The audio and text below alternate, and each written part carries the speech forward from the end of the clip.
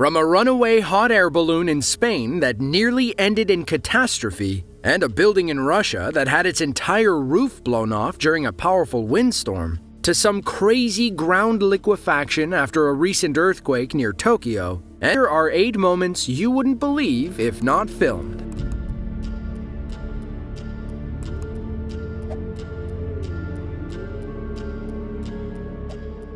If you travel about 25 miles east of Tokyo, you'll arrive in Chiba City, Japan. Like the rest of the country, Chiba City is susceptible to frequent earthquakes. In fact, Japan records the most earthquakes every year. Now they're probably used to it, but for one American living in Japan, the after effects of an earthquake in September of 2019 threw him for a loop. The ground began to crack, and the park started flooding, but nobody else seemed too concerned.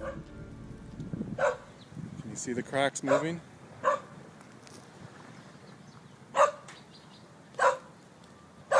That crack was not there. Imagine you're minding your own business in the park, and then cracks start forming in the ground all around you. If that wasn't bad enough, imagine how you'd feel if the ground started moving back and forth like it could collapse at any second. Pavement isn't supposed to move like this.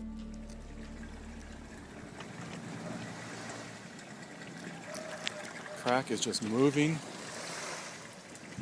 There's water. I don't know if water lines are broken, but this water was not there a minute ago.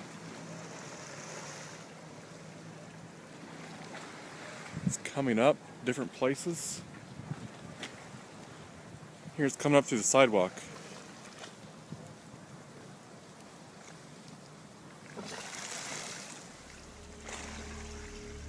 What you're looking at is called ground liquefaction.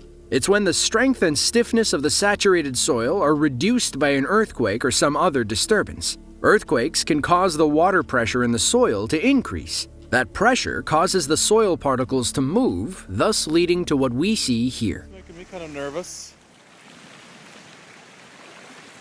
Especially since this is reclaimed land that I'm on right now. This used to be part of Tokyo Bay. And they created this land by throwing landfill and mountains, rocks out here. And so this land could just go potentially. I don't know.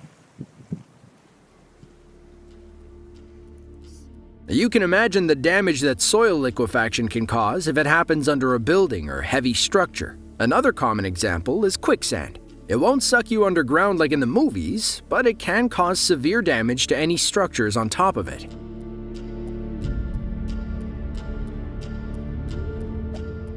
On May 28th of 2019, an EF4 tornado touched down in Bonner Springs, a small community in eastern Kansas. While technically on the outskirts of Tornado Alley, USA, Bonner Springs still sees its fair share of powerful storms. One local decided it was the perfect opportunity to strap his GoPro to a metal pole when he saw the tornado approaching in the distance. His amateur time-lapse footage goes to show how quickly the weather can escalate. Everything seems calm at first, but then the trees start bending in the wind, and we see the tornado take shape in the background.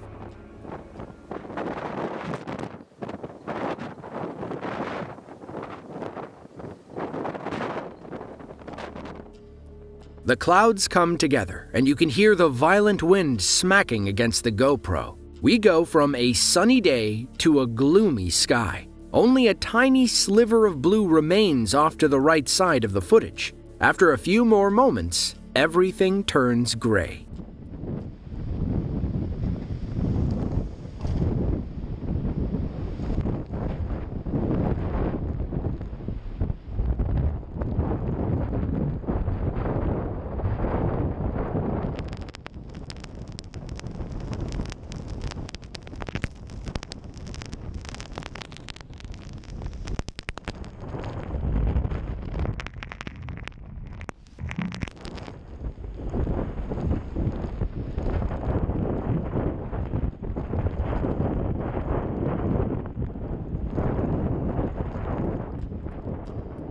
Now we can hardly see a thing when the tornado moves on top of the GoPro. It rattles and shakes, but somehow stays connected to the metal pole.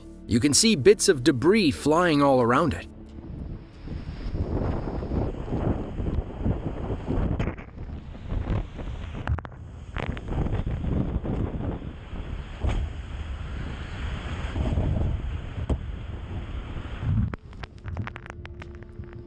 Our GoPro made an impressive stand, but the tornado eventually won. The storm traveled about 31 miles through Douglas County, Kansas. It grew to about a mile in width, with wind speeds upwards of 170 miles per hour.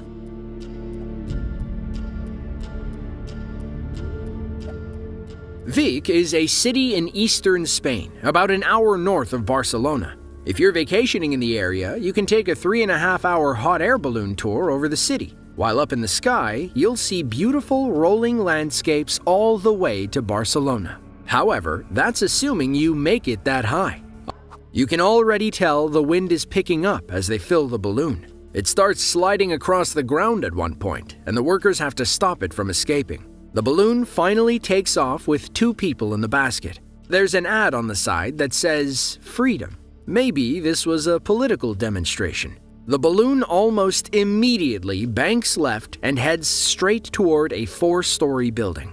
The basket crashes into the roof, and you can feel the excitement drain from the entire crowd. What can you do at that point other than hope you make it out alive? Thankfully, our passengers were okay.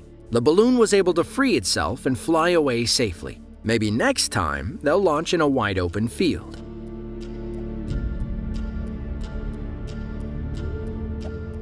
Ice storms are no joke. If you've ever been caught in one, you know how scary it can be. Just look at what this storm did to these cars in Russia. They're completely covered in ice. At that point, all you can do is wait for the sun. Trying to break the ice will likely damage the car. But if you thought that was bad, think again.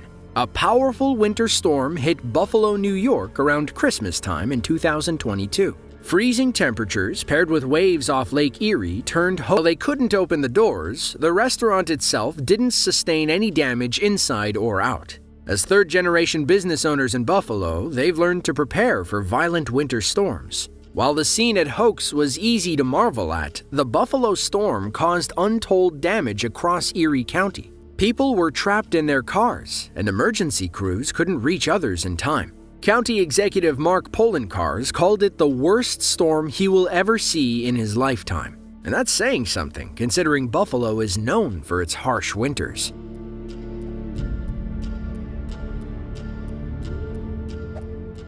Borneo is the 3rd largest island in the world, behind New Guinea and Greenland. It's part of the Indonesian archipelago and home to about 23 million people. On October 1st of 2020, in the coastal province of South Kalimantan, locals watched in horror as strong winds pushed a literal monster to their shores. That monster took the form of a runaway cargo ship. The smaller boats and wooden shacks along the water never stood a chance.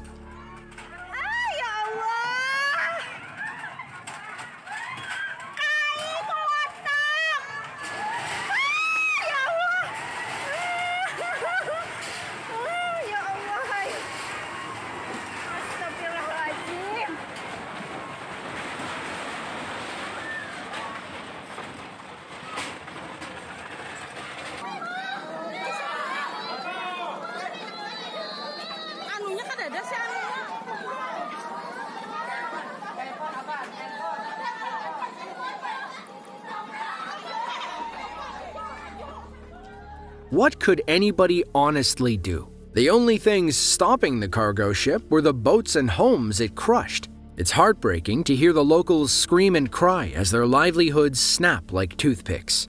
Aftermath shots put the damage in perspective. You might think a massive tsunami rose from the water and crushed everything on the shore. According to reports, the barge was anchored on the Barito River, which flows from the Java Sea and into the middle of the island. Sudden and powerful gusts of wind caused the ropes to snap.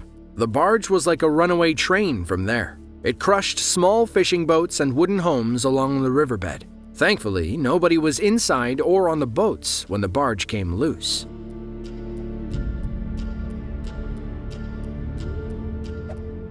Borovka is a small town in western Russia. You know, one of those places where like 9 people live and they're all named Oleg. On April 26th of 2018, a powerful windstorm battered the Russian countryside. One of the Olegs could tell that something was wrong with the building in front of him.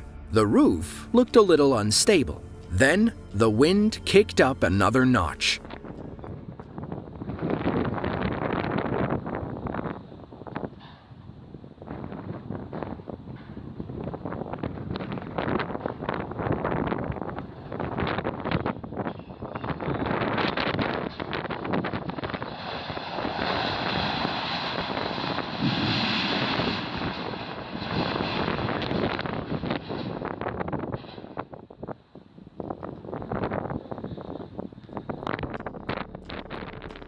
You can see the roof bobbing up and down. It never stood a chance once the wind got under it.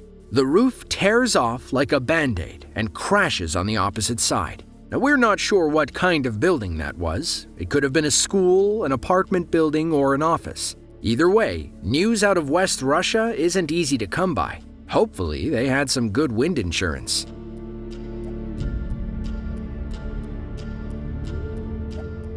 St. Petersburg, Russia, home to about 5.4 million people and the second largest city in the country. On May 19th of 2021, a run-of-the-mill thunderstorm passed over the city, but nobody seemed to care. At the intersection of Veterans Avenue and Soldier Korzun Street, a group of locals learned why you shouldn't walk around during a lightning storm.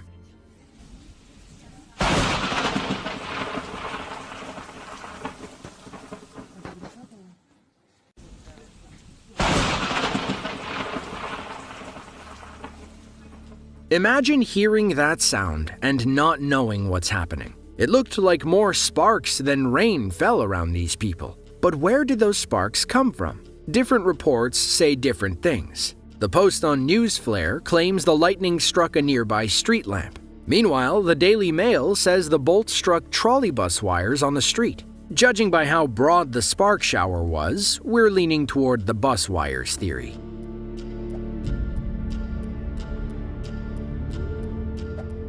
Shelton, Washington is a small city about an hour southwest of Seattle. They're located among the interconnected rivers, streams, and inlets that form Puget Sound, making it a prime location for fisheries. A hatchery specialist named Alexis and her father were out for a drive when they noticed something dart across the flooded road. They slowed down for a closer look.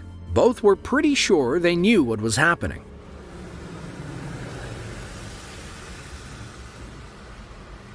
There. See you? I do! Look at that. Oh my god! Let's get dinner! That is cool. There's tons of them. Are you videoing it? Uh-huh. Yeah. That is so cool. They're all swimming all around us. That is crazy. There's some right here. Probably right outside your window.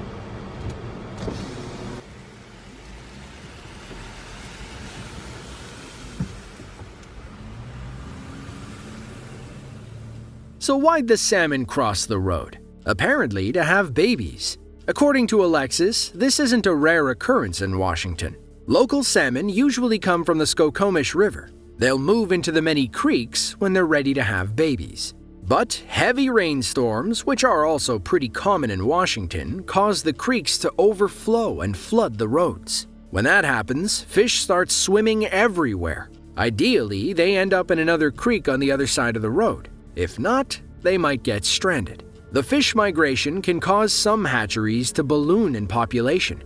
After a storm, you might go from a few fish to thousands of fish overnight. If you enjoyed this video and want to see another just like it, then be sure to click the link on screen now. With that, thanks for watching and be sure to tune in next time.